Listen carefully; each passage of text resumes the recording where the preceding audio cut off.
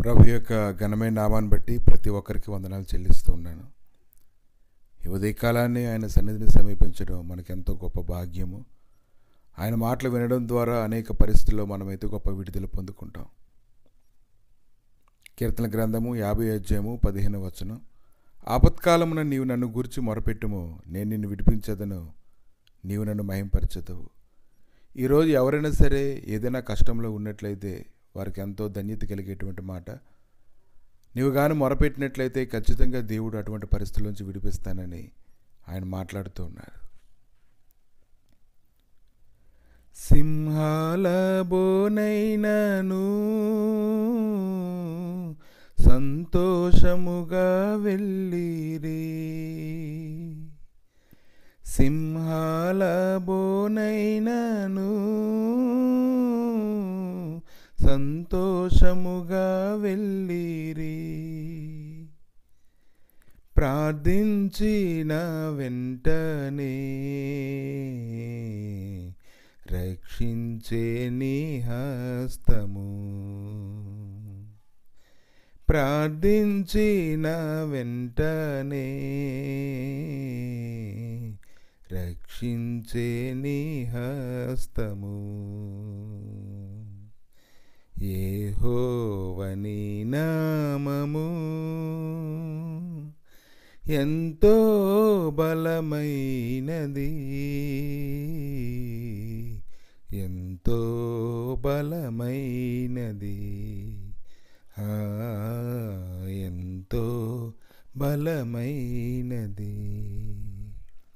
నీవు నిజంగా వారందరినీ సింహాల బోన్లో ఉన్నప్పటికీ కూడా దేవుడు ఎలాగైతే తప్పించాడో ఈరోజు నిన్ను కూడా ఆయన తప్పించడానికి ఆయన శక్తిమంతుడు ఉన్నాడని నువ్వు గ్రహించినట్లయితే, ఆపత్కాలంలో నీవు నన్ను గూర్చి మొరపెట్టుము, నేను నిన్ను విడిపించదను, నీవు నన్ను మహింపరచదవు. కాబట్టి ఆపత్కాలంలో ఆయన ఏం చేస్తాడు? కీర్తన గ్రంథము 27:5 ఆపత్కాలమున ఆయన తన పర్ణశాలలో నన్ను దాచును, తన గుడారపు మాటున నన్ను దాచును. నువ్వెక్కడున్నప్పటికీ కూడా దేవుడైతే ప్రతి సమయంలో కూడా నిన్ను దాయడానికి ఆయన శక్తిమంతుడే ఉన్నాడు. కీర్తన గ్రంథము 91:1-3 రీతిగా ఆయన గొప్ప కృపని నీకు అనుగ్రహించి నేను నడిపించడానికి బలపరచడానికి ఆయన శక్తిమంతుడే ఉన్నాడు. కాబట్టి నువ్వు పోరాటం చేయాలి. నువ్వు పోరాటం చేస్తున్నప్పుడు ఖచ్చితంగా నువ్వు విజయాన్ని పొందుకుంటావు. కనీసం నువ్వు శత్రువులతో నువ్వు పోరాటం చేయలేకపోతే కనీసం దైవ సన్నిధిలోనైనా నువ్వు ప్రార్థన చేయడానికి నువ్వు ఇష్టపడాలి. నువ్వు అలా ప్రార్థన చేస్తే ఖచ్చితంగా నువ్వు విడుదల పొందుకుంటావని ప్రభు అయితే ఒక కార్యం జరిగిస్తారని నీతో మాట్లాడుతూ ఉన్నారు.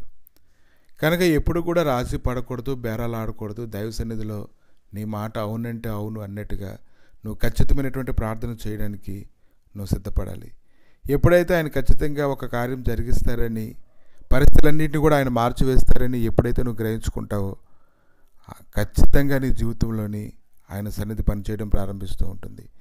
కనుక భక్తుడైతే కీర్తనలు 27:5 చెప్తూ ఉన్నాడు, ఆపత్కాలంన ఆయన నన్ను ఎలాగైతే పర్ణశాలలోని దాచాడో, తన గుడారపు మాటున నన్ను ఎలాగైతే ఉంచాడో అని తన అనుభవాన్ని బట్టి ఎలాగైతే అతను మాట్లాడుతూ ఉన్నాడో, ఈ ఉదయకాలాన్ని ఆయన ఏదైనా నీ జీవితంలో చేయడానికి ఆయన శక్తిమంతుడే ఉన్నాడు. కాబట్టి నువ్వు ఆయన జ్ఞాపకం చేసుకొని నీ పరిస్థితులన్నిటిని ఆయన సన్నిధిలో కుమరించుకున్నట్లయితే చాలా సులువుగా నువ్వు తప్పించబడతావు.